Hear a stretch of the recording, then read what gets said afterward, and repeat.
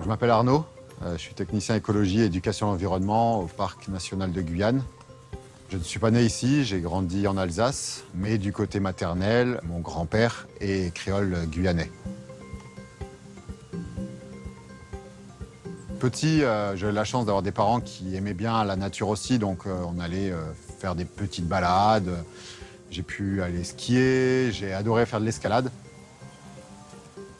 J'ai décidé de faire mon stage de fin d'IUT chimie en Guyane. Et donc c'est comme ça que j'ai déménagé fin 2011 en Guyane et que je suis venu m'installer ici.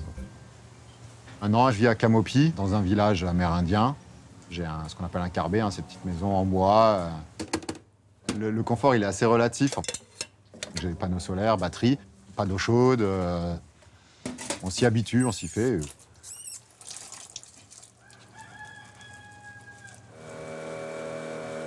Chaque matin, quand je vais au travail, j'y vais en pirogue. Voilà, c'est un peu la particularité de Camopi. Il n'y a pas de route, c'est que des fleuves. Donc je prends la pirogue et j'arrive ici au bourg, au bureau, où je dois préparer les missions de terrain.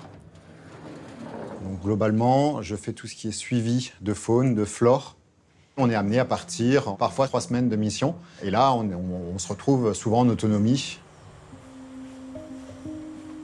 La partie que je considère la plus intéressante de mon travail, c'est là, en nature. Regarder les animaux, à faire du suivi de tortues, loutres et tapirs. Typiquement, voilà, sur les rochers où on cherche des preuves de passage des loutres, par exemple, avec des marquages, des restes de repas. Après, on a aussi les gros problèmes de pollution, notamment avec l'orpaillage illégal qui pollue l'eau au mercure. Mais rien qu'avec ça, on peut savoir si une eau, typiquement, elle est orpaillée, pas orpaillée. Et en tout cas, plus l'eau elle est foncée, souvent il y a moins d'oxygène, moins de poissons. Et après, qui dit moins de poissons, pour la population, c'est compliqué, mais aussi après pour d'autres espèces comme les loutres géantes, qui vivent en fait de ça. Et donc voilà, ça me permet aussi d'avoir un suivi entre des secteurs comme ici qui ne sont pas pollués et des secteurs sur la Haute-Camopi qui, eux, sont malheureusement impactés par l'orpaillage illégal.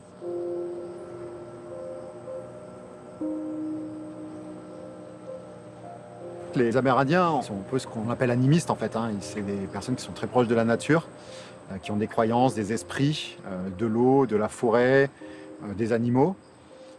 Moi, je ne suis pas forcément très proche de leurs croyances, mais je pense clairement que la nature a une espèce d'âme. Je pense qu'il y a une vie dans la forêt, il y a cette vie qui existe. Même si on n'arrive pas à la voir, on peut parfois la sentir, on peut la ressentir. Et c'est quelque chose qui fait un petit peu écho en moi. La forêt amazonienne, c'est dense, c'est riche en biodiversité. Et en fait, faisons attention, quoi, parce que c'est fragile. Moi, je vois ici, les habitants vivent de la chasse, de la pêche. S'ils n'ont plus ça, c'est compliqué. C'est leur alimentation, mais c'est aussi tout un pan de leur vie qui disparaît. Donc, faisons attention et découvrons la nature pour justement avoir envie de la préserver et de savoir pourquoi on veut la préserver.